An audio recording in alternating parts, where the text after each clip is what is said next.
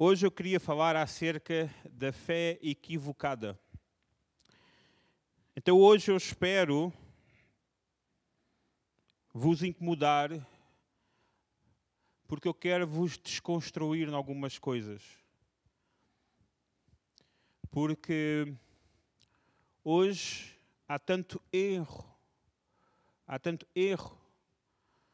nas igrejas, nos cristãos, que já ninguém sabe o que é o certo, já ninguém sabe os valores, ninguém sabe o que é uma coisa e o que é outra. Hoje já é o que eu acho, o que eu sinto, o que eu quero.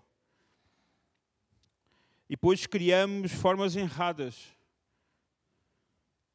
E criamos as nossas formas e as nossas maneiras sem simplesmente olhar para a palavra de Deus. Então hoje, podes voltar atrás. Sim. Fé equivocada é o que hoje em muitos púlpitos vos é servido. É uma fé equivocada.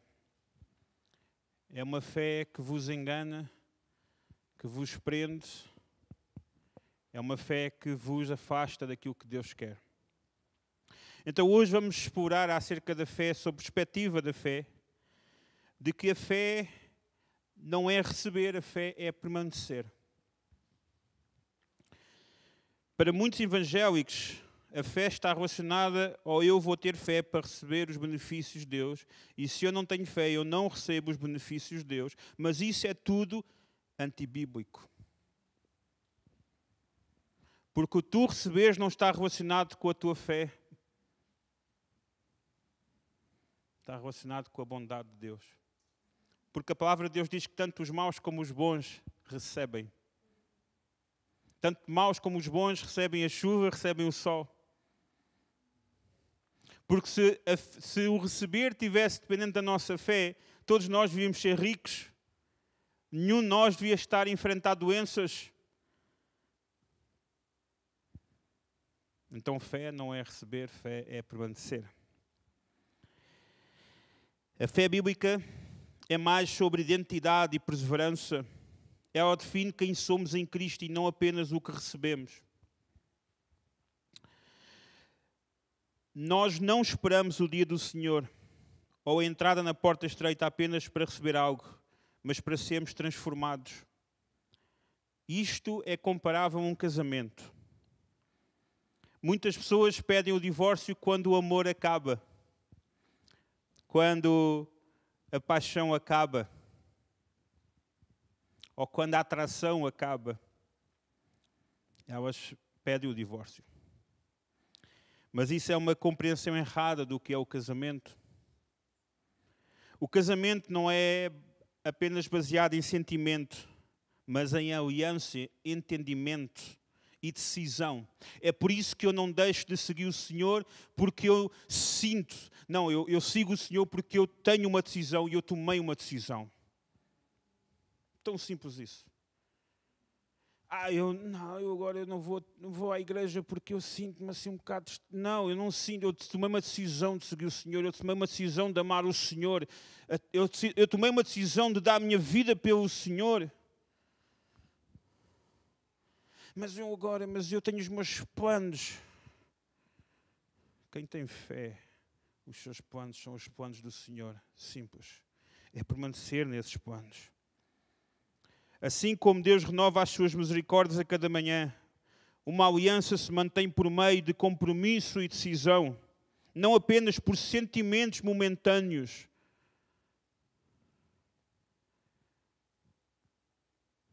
Um cristão que perde a fé é um cristão que nega a Deus, que rejeita assumir as suas responsabilidades perante Deus. A fé bíblica nos ensina a permanecer firmes mesmo quando não sentimos amor ou quando enfrentamos crises. E quando falamos de um bom casamento, o que é um bom casamento? Nós não estamos a falar de uma relação perfeita, mas de uma decisão consciente de permanecer unidos. E quem é casado sabe perfeitamente. É por isso que eu estou a fazer esta ligação entre a nossa fé e o nosso casamento. É por isso que gente que divorcia fácil, também facilmente abandona o Senhor. Simples isso.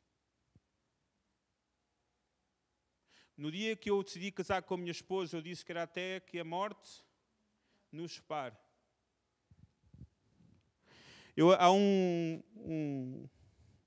Até acho que a Débora uma vez mandou-me um vídeo de um pastor angolano em que estava um casal a dizer: pastor, queremos separar. E o pastor: querem mesmo separar? Quero separar. E o pastor: querem mesmo separar? Quero separar. Então o pastor saca de um facalhão: vá, se matem.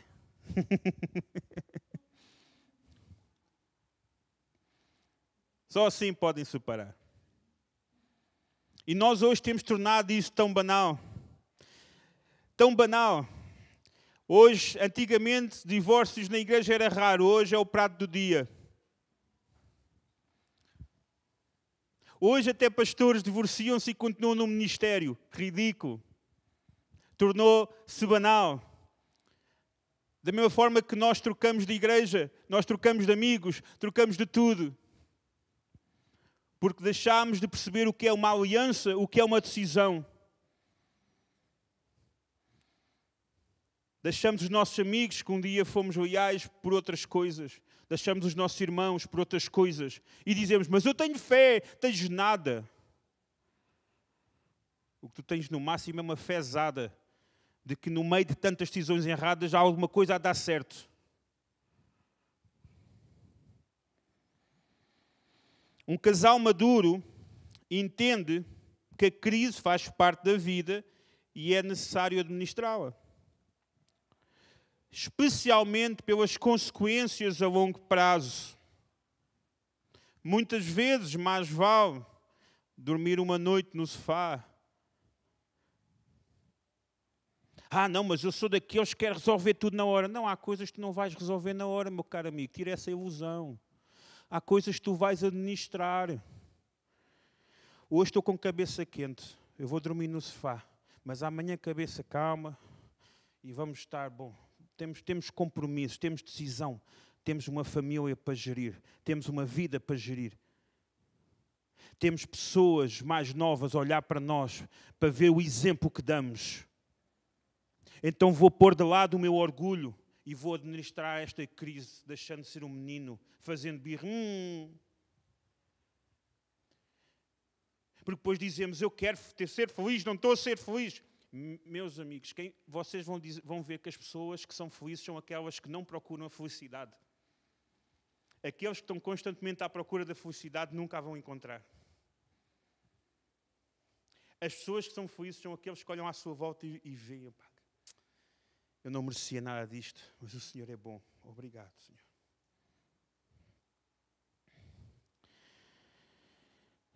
As consequências. Fé é eu medir as consequências das minhas decisões. Como num casamento nós medimos consequências dos impactos delas na nossa vida. Porquê? Porque um casal maduro, ele sabe que a misericórdia de Deus pode alcançar e restaurar. E essa consciência os faz permanecer firmes. Assim como o casamento, a fé nos torna pessoas que pensam no médio e longo prazo, ponderando as consequências das nossas decisões. Mesmo quando enfrentamos dificuldades, permanecemos firmes na fé, pois compreendemos a importância da nossa aliança com Deus e as repercussões de abandonar essa aliança. Então, a verdadeira natureza da fé. Eu não quero... Vocês depois podem ler Hebreus capítulo 11. Mas se vocês forem ver, a fé é a certeza das coisas que se esperam, a convicção de factos que se não se vê. E se vocês forem ler os versos a seguir, eles falam sobre exemplos bíblicos de pessoas que elas se entregaram, elas permaneceram, mas elas não receberam. Porque diz lá, no fim, todos estes morreram na fé, sem ter recebido as promessas, mas vendo-as de longe e crendo nelas, abraçando-as.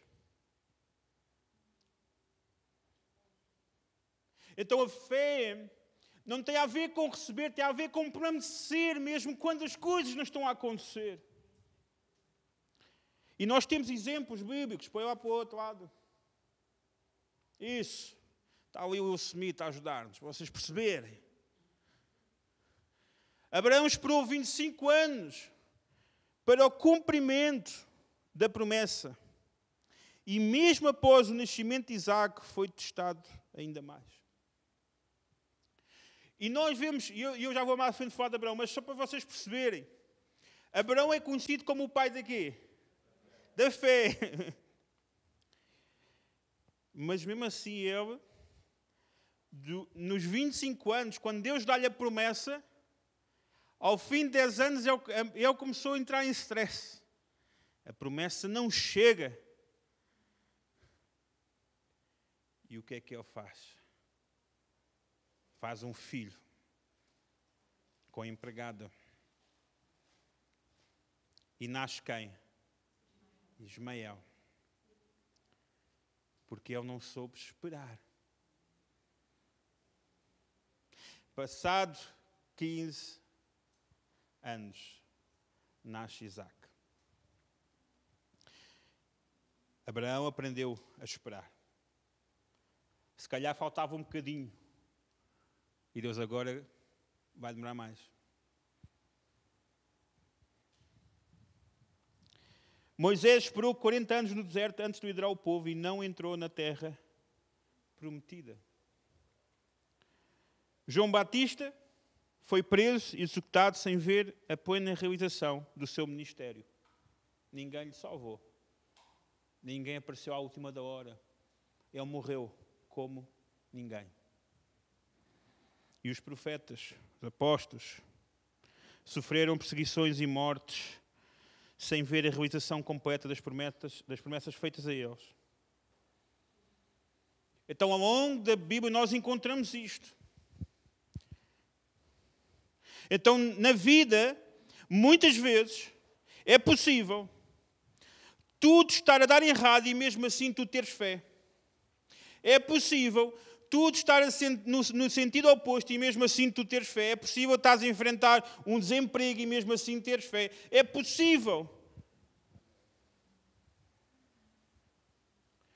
Aquela conversa, aquele está assim porque não tem fé. A pessoa pode ter fé. Deus pode estar a trabalhar com ela. Jó não tinha fé, mas perdeu tudo. O que é que o Senhor nos vai cobrar? O que é a nossa fé? A fé é eu permanecer mesmo quando tudo dá errado.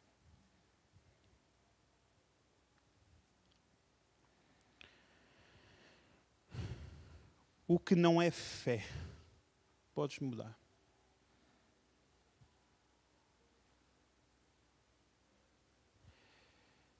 Fé não é receber imediatamente. Então, mas não está a dizer que fé não é receber? Não. A fé é algo que nos faz permanecer. Mas o que nos faz receber não é a fé.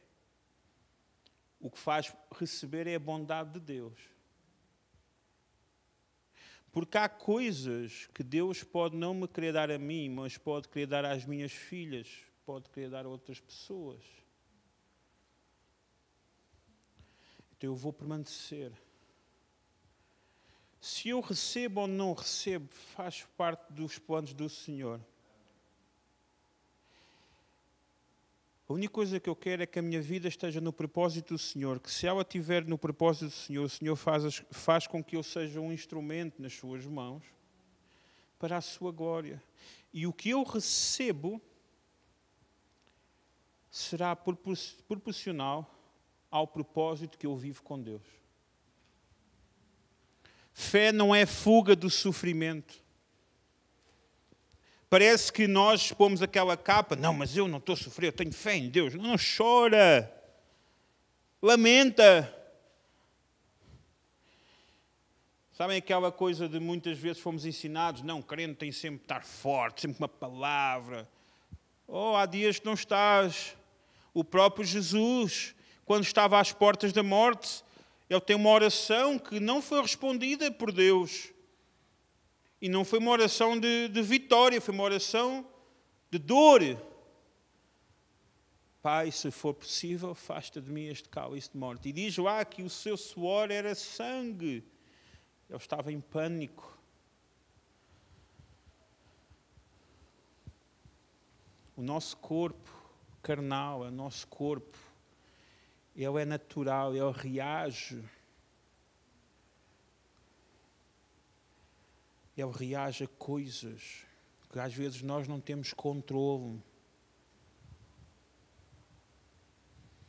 Mas é quando o Espírito Santo entra e nós nos submetemos a Ele, que nós suportamos o sofrimento e dizemos: Senhor, está a doer, está difícil, mas eu sei que Tu estás comigo. Fé não é seguir tradições ou rituais, pessoas que fazem rituais, coisas, isto não tem nada a ver com fé. Fazemos procissões, vamos a um sítio especial. Eu fico um bocado... o meu sonho é ser batizado em Israel. Meu Deus do céu. No outro dia vi alguém a dizer, ou vi na internet alguém a vender águas do Rio Jordão. Quem quer comprar águas abençoadas? Então nós tentamos criar amuletos, rituais, para estimular a nossa coisa que nós chamamos fé, que não é fé. É loucura. Fé não é condicionada ao resultado desejado. Ou seja, porque eu tive fé, aconteceu isto. Porque eu tive fé, aconteceu aquilo. Não. Fé não está condicionada a isso. É porque nós hoje entramos no ridículo da fé, em que parece que, por eu dizer alguma afirmação, palavras positivas, elas vão mesmo acontecer. Não. Isso não funciona assim. Fé não é nenhuma magia. Não há aqui a pessoa que tem fé. Não sabem quem é que tem fé aqui? É os que permanecem.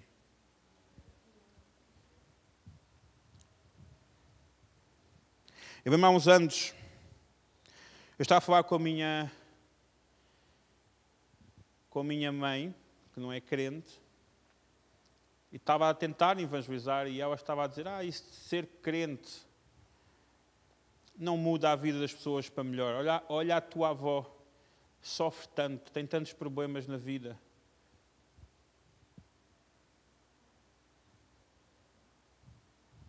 E eu disse, tu não entendeste. A minha avó, ela já passou por muitos sofrimentos, muitas dificuldades. Eu posso dizer que eu chegava a alturas em que a minha avó... Já me está a fugir a pregação, calma lá. Há alturas em que a minha avó dava dinheiro lá para a nossa casa e ela ficava sem dinheiro. Eu lembro que eu ia à casa dela, o frigorífico dela estava vazio. E ela no quintalzinho, nos canteiros, cultivava umas couves, uns legumes. E às vezes o almoço dela era couves e legumes.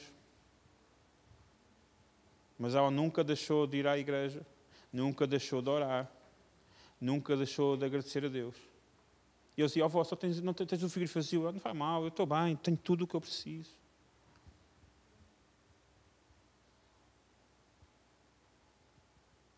Então fé não tem a ver com sucesso, não tem a ver com espetáculo, com grandeza. Fé tem a ver com permanecer até ao fim. Com o suportar mesmo quando tudo dá errado. Deu tudo errado, mas ele está lá. Correu mal, mas está lá. Firme, constante, seguro. Passou a tempestade, mas a casa não caiu, está lá. Ele não largou. E depois vêm muitos pavões. Deus deu-me uma casa, deu-me um carro. Eu confiei no Senhor, pavão. Cuidado.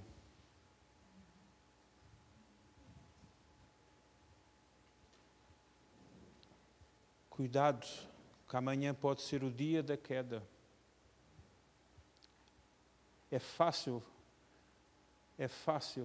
ter fé quando temos tudo. Ou então também é difícil ter fé quando nós não tínhamos muito e depois temos tudo. Porque é muito fácil eu abençoar outros, quando eu tenho pouco. Mas é muito difícil abençoar outros quando eu tinha pouco e comecei a ter muito. Porque quando eu às vezes dava a minha oferta de 10 euros, ou o meu dízimo de 20, ou 30, ou 50 euros, é fácil. Mas quando eu subo muito na vida, dar dízimo de 500, 1000, 2000 euros já torna-se mais difícil. Então há 2 pontos de fé. Não entendam o que eu estou a dizer, que quem é pobre tem mais fé do que quem é rico. Não. Porque de um lado ou do outro é difícil. Então nós precisamos entender. Fé não é garantia de sucesso material. Fé não é ausência de dúvidas. E fé não é confiança em si mesmo. Eu tenho fé que eu vou conseguir em nome de Jesus. Calma. Eu tenho fé no Senhor Jesus. E mesmo que eu não consiga, eu vou continuar a ter fé no Senhor Jesus e permanecer firme.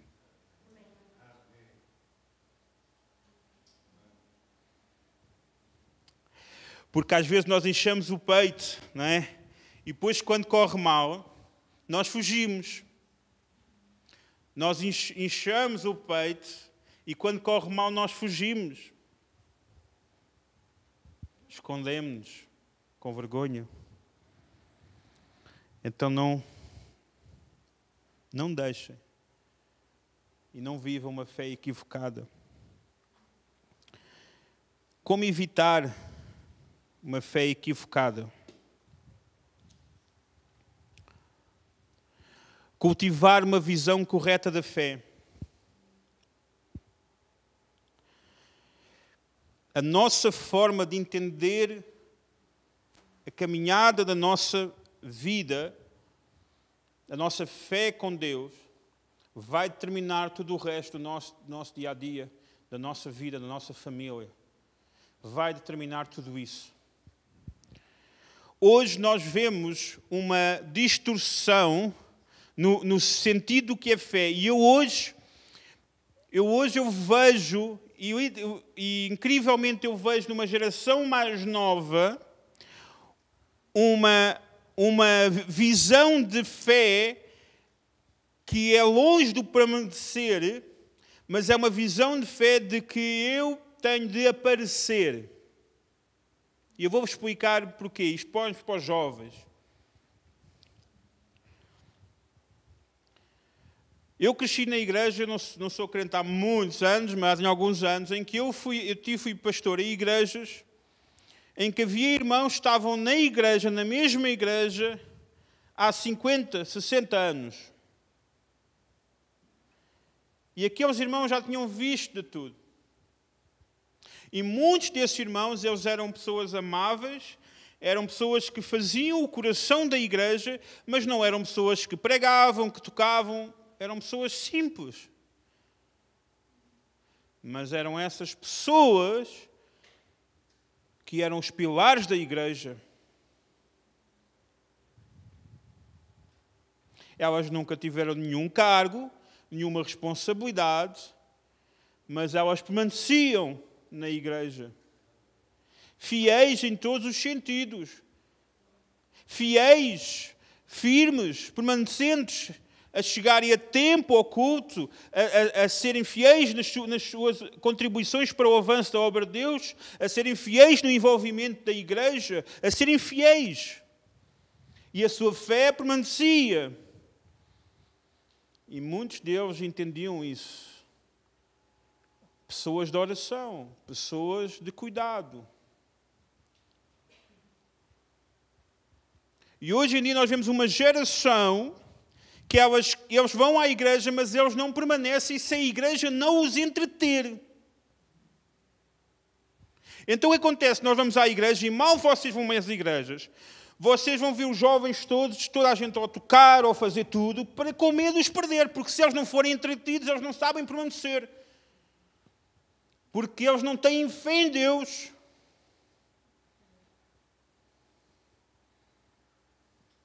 Então é por isso que eu tenho muito cuidado. Porque mais do que jovens entretidos, eu quero que jovens permaneçam na presença de Deus. E quem não é fiel no permanecer, não será fiel no resto.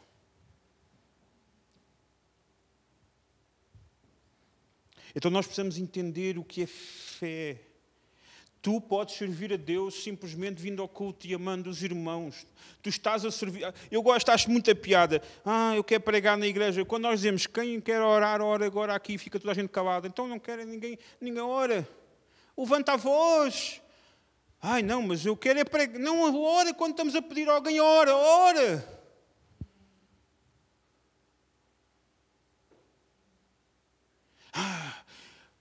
Eu quero fazer mais para o Senhor. Chega a tempo. Está cá para receber os irmãos mais cedo. Mas eu não tenho nenhum cargo de porteiro. Não é preciso.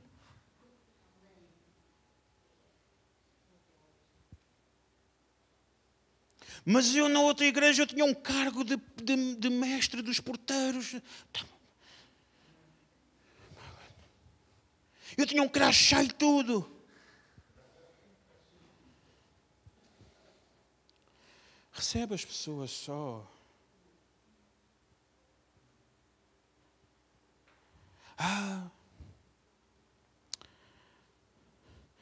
Eu quero servir mais. Serve. O mundo está a precisar de crentes para servir no mundo. Serve. Onde tu vais, onde tu estás, serve.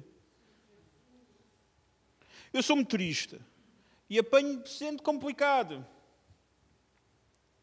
E já tive situações em que eu digo assim, Senhor, só tu, porque se não fosses tu eu não fazia isto. E mesmo que uma vez ali em Benfica estava um rapaz, um negão, de cadeira de rodas, maior que eu, já imaginaram, maior que eu. E estava a chover, a potes, a chover. E eu assim, começo a olhar, não vejo um rapaz de cadeira de rodas no meio da chuva. Negro, grande. E eu assim, ai, Deus, é mesmo ele para mim. Eu não posso deixar o rapaz ali. Vou-me molhar todo. Bora lá. Sai aquilo a chover, começa a sentir a água toda. E depois ele na cadeira de rodas não mexia as pernas. E eu assim. E ele não mexia os braços. Ele tipo, mexia assim um braço. E eu assim, és tu, ele? Sou eu. Bora, vamos lá. Agarra-me a ele, agarra-se. Nós aqui fazia uma figura. Ele agarrado a mim, eu levantar um negão assim na rua. Que ele não mexia nada. Só mexia um braço. Eu abri a porta, o carro a ficar todo molhado, eu todo molhado. Mando para dentro do carro, levanto-lhe as pernas. Vou a cadeira de rodas, vai para trás, bota a bagagem. Quando entro dentro do carro, lá está ele. Eu quando o pus, as calças dele caíram, nunca ficou com as cuecas. E eu assim. E ele lá todo com a mão. Para aí que eu te ajudo. Estava de cuecas no meu carro. Era 4 vezes o teu irmão Carlitos. Ou seja, eu pus a puxar-lhe as calças, que eu estava com as calças para baixo, as cuecas à mostra, e para cima. O carro todo molhado, eu todo molhado. Eu assim, está feito, não está? E eu falava, obrigado.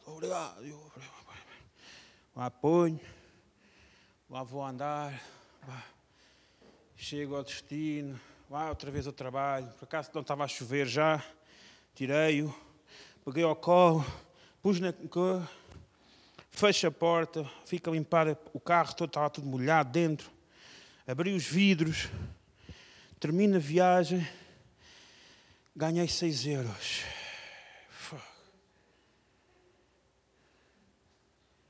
Senhor, eu sei que tu vais me recompensar. Esta aqui tens...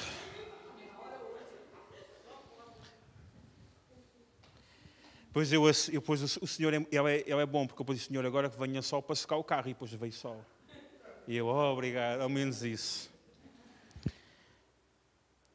Então, muitas vezes, não há vontade, às vezes não nos apetece, às vezes nós... Mas eu tenho uma decisão, eu tomei uma decisão de me levantar e de seguir o Senhor e amar o Senhor. Porque um homem sem causa para viver não é um homem com dignidade. Uma pessoa sem uma causa para dar não é uma pessoa com dignidade. Então é por isso que nós precisamos praticar a paciência e a perseverança. Estou aqui, não acontece a minha vida. Permanece. Ser fiel no pouco. Ser fiel no pouco. Eu tenho fé. A minha fé não é passageira. Eu sei o que o Senhor tem. Posso não estar a ver agora, porque a fé é a certeza das coisas que eu não vejo. Mas que eu sei que estão lá. Os meus olhos não veem, mas eu sei que estão lá. Então eu preciso ser constante. Muitas vezes nós vamos ter momentos em que vamos ter de escolher. E muitos de nós, muitas vezes, somos derrotados por pequenas escolhas da nossa vida. Em momentos da nossa vida em que Deus está a dizer, para.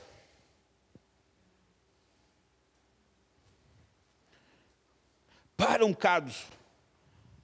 Mas Deus, cala-te também. Deus, mas eu quero orar. Não, agora não quero te ouvir, cala-te. Puxa. Eu vou dizer, crentes são chatos. Deus deve dizer, este é mesmo chato, pá. Às vezes eu vejo pais, são chatos para os filhos. E às vezes eu fico a observar pais e digo, bem, ainda bem que os meus pais não eram crentes. Porque se fossem como este pai ou esta mãe, eu não era crente. Eu ia para outra religião diferente deles. Só para não os ouvir. Chatos, pá.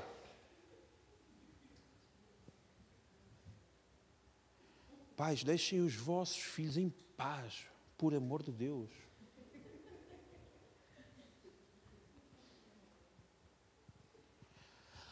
Ai, pastor, mas a minha filha, ela não entende. Deus tem melhor...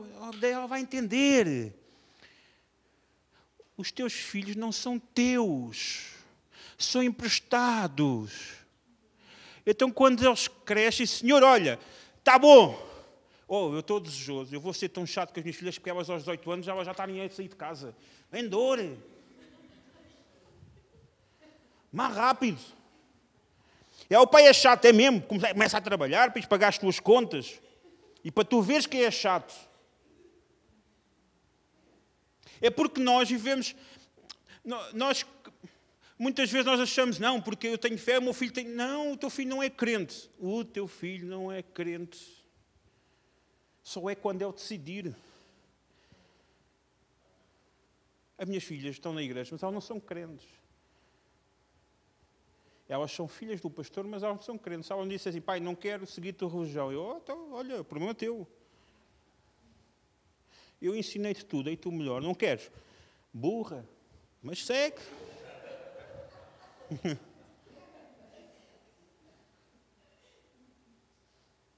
Tão simples. Não queres? Vai. Segue. Olha, o pai vai ficar muito triste por tu não seguir Jesus, mas eu sei que Jesus vai te encontrar ali na esquina e vai fazer como o Senhor do Alentejo. Os que não estão aqui não sabem o que é o Senhor do Alentejo. Eu vou contar outra vez. Há uns anos atrás estávamos a fazer evangelismo no Alentejo e estava um senhor a nos ouvir e o senhor assim muito mal-humorado. E o senhor ouviu-nos a pregar e ele saiu lá zangado, foi para casa. Barulho dos evangélicos, estão aqui. E foi para casa. No dia a seguir ele chega perto de nós. Eu agora sou crente. Então... Sou crente. Então, ontem à noite estava lá no curral ao pé das cabras e Deus apareceu-me e agarrou-me pelos cornos. E mandou-me para um canto, deu-me uma tarrancada nos cornos e disse: fica aí, filho de uma égua. E a simplicidade deste homem do campo. E Deus confrontou-me e eu arrependi-me dos meus pecados. E estou aqui hoje a dizer que eu sou crente. Deus salvou-me. Deus, quando quer, Deus vai atrás.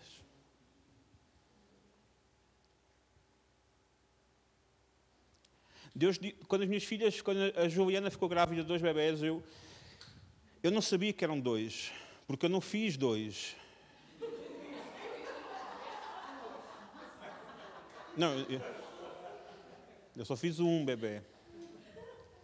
Mas quando chegamos ao hospital e nos dizem, a médica diz: está a vir aqui, pai, eu o quê? Não é um bebê. Não é 1, são 2, ajudado e está eu. Depois lá veio ela a estagiária, eu não tenho uma médica aí já. E veio a médica. E ela: parabéns, papá, tem gêmeos. Eu ajudo lá deitado, eu: está bem, já venho. Fui para as escadas do hospital e disse: Deus, estás a brincar comigo. 2. Como é que é possível? Deus, eu não tenho dinheiro para cuidar de 2. Nem de 1 já vejo a arrasca, 2. E sentei-me nas escadas a pensar e senti o Espírito Santo a dizer ao meu coração: fica descansado que não vai faltar nada às tuas filhas.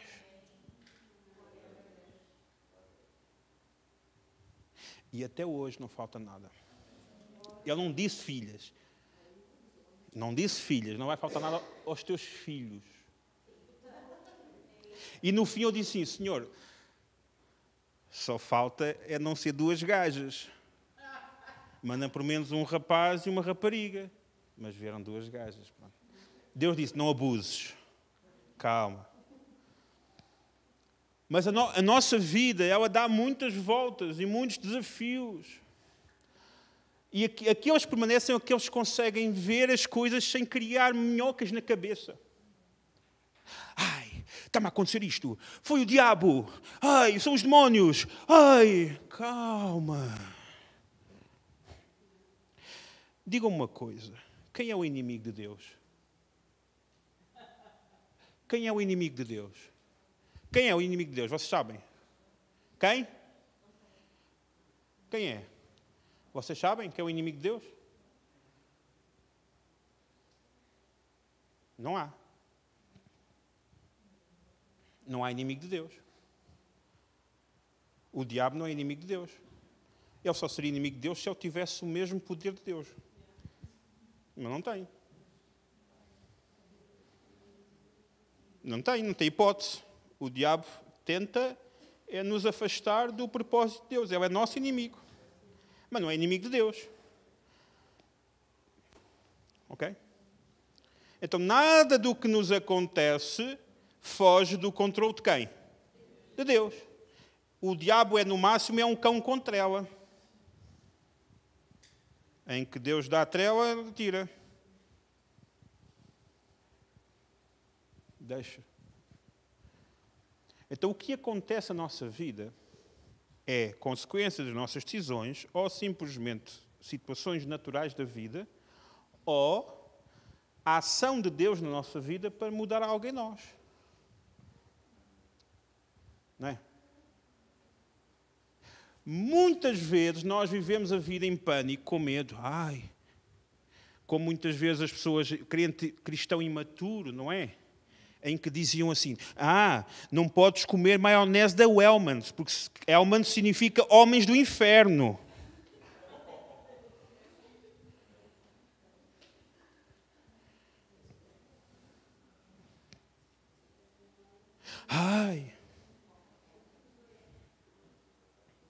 Em que nós vemos. Não podes beber Coca-Cola porque o símbolo da Coca-Cola diz, virás ao contrário, diz: Alá diacho, alá diabo. Começamos a encontrar coisas.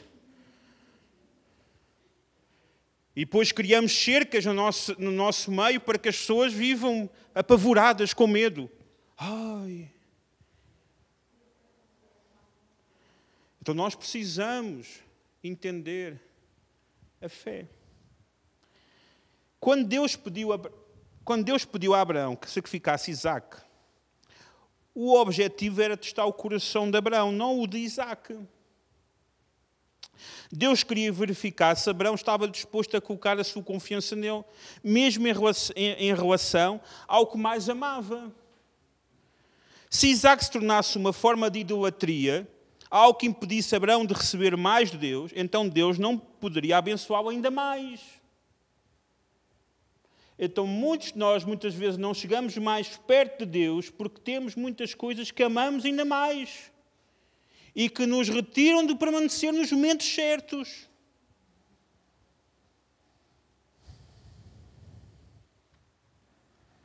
É por isso que nós devemos ser pontuais. Devemos dar a excelência ao Senhor. Não é qualquer coisa serve. Porque é o que eu amo mais. Eu amo mais. Isaac poderia se ter tornado uma muralha para Abraão, limitando o que Deus poderia lhe dar. Deus não queria Isaac em si, mas sim a disposição de Abraão para obedecer e confiar em sua vontade. Como filhos de Abraão, pela fé, somos parte da promessa de Deus. E a verdadeira fé é demonstrada pela disposição de seguir Deus, mesmo quando isso exige abrir mão do que mais valorizamos. Quem não abdicou do que mais valoriza nesta vida ainda não se entregou a Cristo. Eu, ao longo da vida, já perdi amigos, abdiquei de dinheiro, abdiquei de estatutos, abdiquei de muita coisa. Mas estou satisfeito, porque o Senhor é suficiente para me satisfazer. Quando Abraão estava prestes a sacrificar Isaac, Deus enviou um anjo para impedi-lo, mostrando que ele já conhecia a fidelidade de Abraão. Isso ilustra que a verdadeira fé envolve estar disponível para Deus, independentemente do que isso possa exigir de nós. A disposição de Abraão para obedecer revelou a sua confiança em Deus. E por isso ele recebeu uma grande recompensa espiritual. Porque Deus não faz nada com o menino morto. Quando Deus pede Isaac, ele quer Abraão e não Isaac. Mas Isaac é uma idolatria que podia impedir o melhor de Deus. Então, e nós entendemos que a obediência é a matéria-prima. A obediência é a matéria-prima que comprova a nossa fé. A obediência é a matéria-prima que comprova a nossa fé. Então nós precisamos olhar para a nossa vida e se tens fé, tu obedeces. A obediência é a prova que entendemos o que Ele deseja de nós. A maior capacidade de fé é sofrer. Sofrer.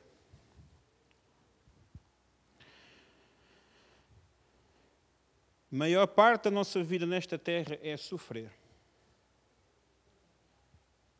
Haverá dias em que tu não vais sofrer tanto e haverá dias em que não vais sofrer.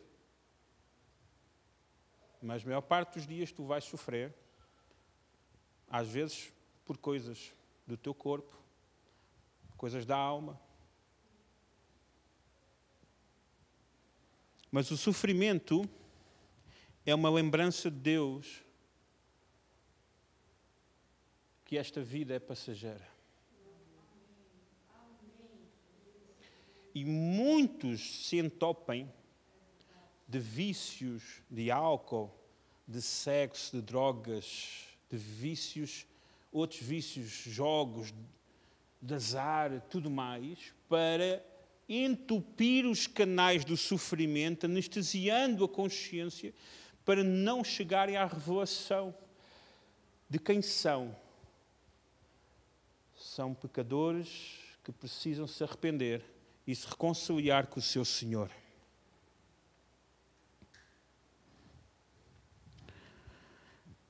O sofrimento nos assemelha a Jesus. A fé é comprovada no sofrimento.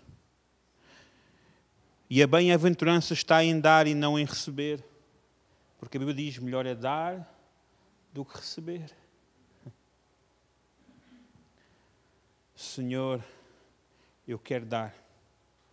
Porque sabe uma coisa? Um cristão maduro, ele entende que ele já recebeu tudo o que precisava do Senhor. E que tudo o que vier é apenas da sua graça e da sua bondade. Nesta vida,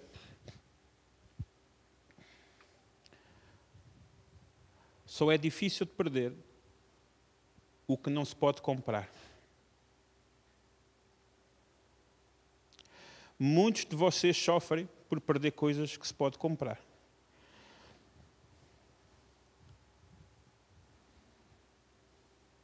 A nossa salvação nós não podemos comprar. Porque ela já foi comprada. E nós não tínhamos como a comprar. Então, quando nós somos maduros, nós somos gratos ao Senhor. Obrigado porque tu fizeste o melhor por nós. E muitas vezes obedecer é sofrer. Quem ama adorar, orar, jejuar, entende que a verdadeira fé está além do prazer imediato. E muitas vezes nós achamos que Deus é o nosso gênio da lâmpada. Eu vou até ali à Serra da Rábida às 5 da madrugada, porque é quando o Senhor está acordado. Vou lá com uma garrafão de azeite e vou derramar sobre mim, porque eu estou todo endividado e preciso que o Senhor faça alguma coisa. Então é preciso eu ser muito burro por achar que o Espírito Santo é um salteador de bancos que vai roubar dinheiro para me dar. Semeia. Educa-te. Disciplina-te. Estou sempre com dificuldades financeiras. Então andas sempre a comer aí nos rodízios, andas sempre não sei o quê. Calma. Mas eu tenho que pôr umas fotos no meu Instagram para as pessoas verem que Deus também é bom comigo. Deus é bom contigo, não precisas dizer nada. Estás a respirar? Estou. É bom. Estás aqui a ouvir a palavra? Estou. Deus é bom, estás a ouvir a palavra. Obrigado, Senhor. Porque nós pomos fotos quando estamos nos restaurantes, quando vamos passear lugares bonitos. Mas quando vimos à igreja nós não pomos. Quando estamos a ouvir a palavra de Deus nós não pomos. Devíamos também pôr. Estou aqui a ouvir a palavra de Deus, pastor Tiago, estou aqui a brincar.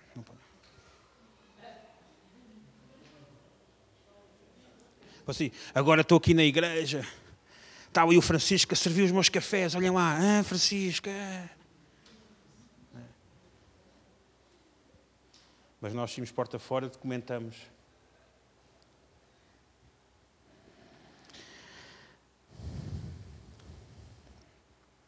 Deus não quer cristãos imaturos. Ele quer cristãos que vivam de acordo com os princípios de fé, que honrem as suas responsabilidades, as suas dívidas. E quando falamos de avivamento, é trazer vida novamente. Isso começa com mudança de caráter, não com experiências sobrenaturais. Maturidade espiritual não é um acidente. É resultado de uma caminhada intencional de fé e aprendizado através das dificuldades e falhas e fracassos e insucessos da nossa vida.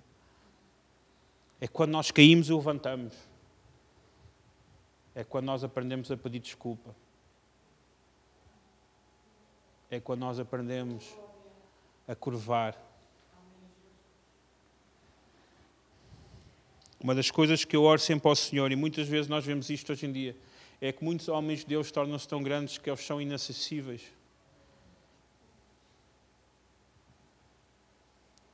E no dia em que, algum dia, e espero que não aconteça, em que eu seja inacessível para vocês, vocês deem-me um chute daqui para fora. E vocês não sejam inacessíveis para os outros. Mas quem é aquela pessoa? Não é importante. É importante porque Jesus morreu por ela. Há umas que são mais chatas, é mais difícil, né?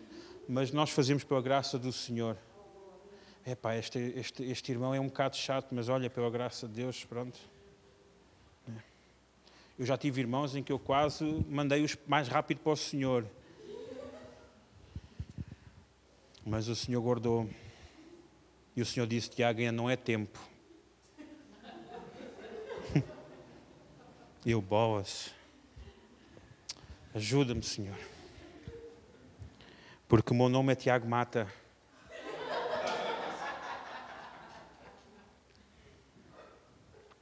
Mas quando chegar ao céu, o Senhor diz que tem outro nome para mim, não sei, estou à espera.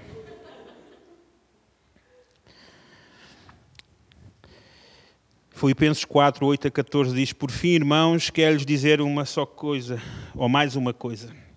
Concentrem-se em tudo o que é verdadeiro, tudo o que é nobre, tudo o que é correto, tudo o que é puro, tudo o que é amável, tudo o que é admirável. Pensem no que é excelente e digno de louvor. Continuem a praticar tudo o que aprenderam e receberam de mim, tudo o que ouviram de mim e me viram fazer. Então o Deus da paz estará com vocês. Como eu me alegro no Senhor por vocês terem voltado a se preocupar comigo. Sei que sempre se preocuparam comigo, mas não tinham a oportunidade de me ajudar. Não digo isso por estar necessitado, pois aprendi a ficar satisfeito com o que tenho. Sei viver na necessidade e também na fartura. Aprendi o segredo de viver em qualquer situação, de estômago cheio ou vazio, com pouco ou com muito. Posso todas as coisas por meio de Cristo, que me dá forças. Mesmo assim, vocês fizeram bem em me ajudar na dificuldade pela qual estou a passar. Posso todas as coisas em Cristo. Isto não tem a ver com força, ou que eu não. Ele diz que Ele suporta tudo por causa de Cristo.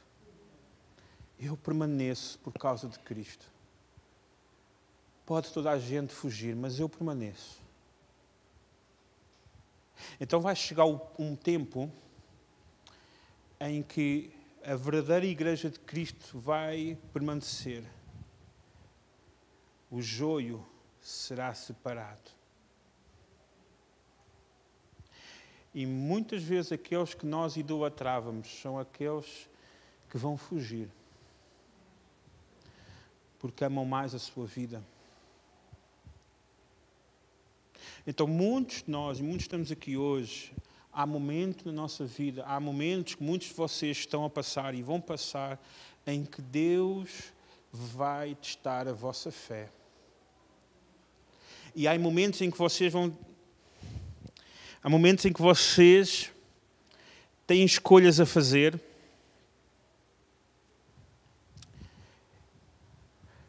E há escolhas em que vai-vos parecer mais humanamente corretas, mas que espiritualmente serão desastrosas para vocês.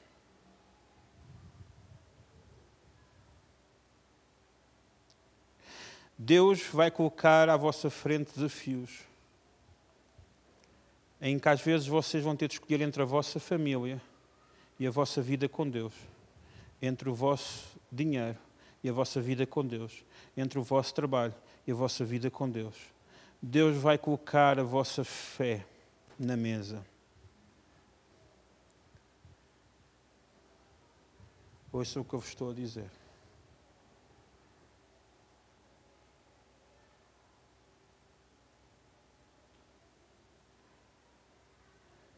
Aquilo que nós pensamos é aquilo que nós somos. E aquilo que a nossa boca fala é o que o nosso coração está cheio.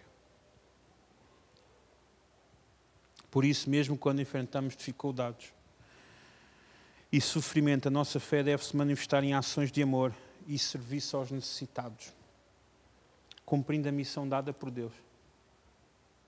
Deus não quer o que tu possuis. Ele quer o teu coração. O que ele pede é que para que o que possa ser possuído pelo teu orgulho ou pela tua idolatria seja sacrificado. Às vezes a tua idolatria aos teus filhos é a tua família, é a tua mãe, é o teu pai. Não coloques isso à frente de Deus. E eu não estou a dizer isso no sentido de vos aprisionar.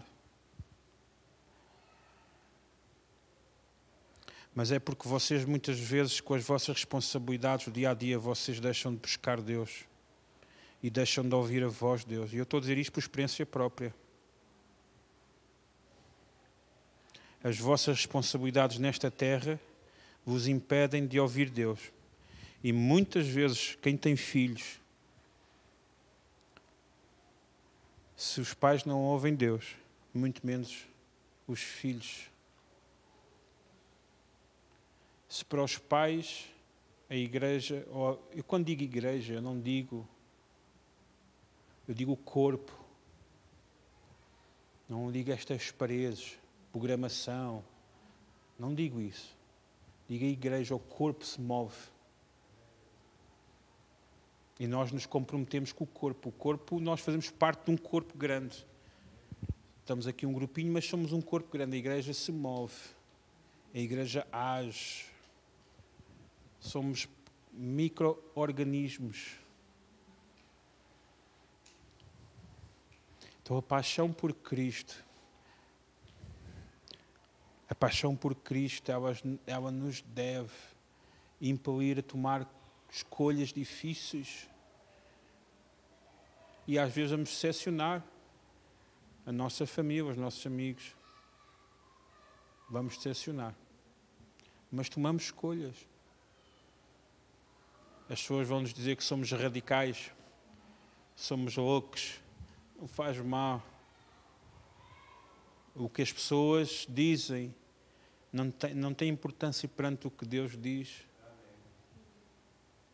Então, quando nós falamos de fé, fé é permanecer. Amém?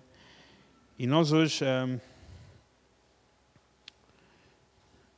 esses processos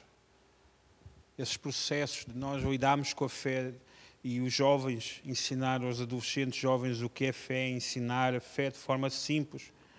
Não que Deus é um gênio da lâmpada, não que Deus... E muitas vezes nós, os pais, não entendemos. E eu sei que vai chegar uma altura em que eu não vou entender as minhas filhas, mas eu oro para que Deus levante alguém que as entenda e as ajude. E nós precisamos... Estou a entender. Nós, os pais, vamos chegar a um momento em que os nossos filhos vão dizer que nós somos uma seca. Mas o pai era o teu herói. Qual herói qualquer? Isso era quando eu acreditava nas fadas. Há um momento em que nós dizemos, ok, eu agora o que eu posso ser é um pilar para elas. E tentar ao máximo direcioná-las para alguém que fala a língua delas. E orar que o Senhor faça o que tem de fazer. Muitas vezes os pais pecam porque querem aliviar as dores dos vossos filhos. Não façam isso. As dores deles, só lhes digo, olha, fala com Jesus.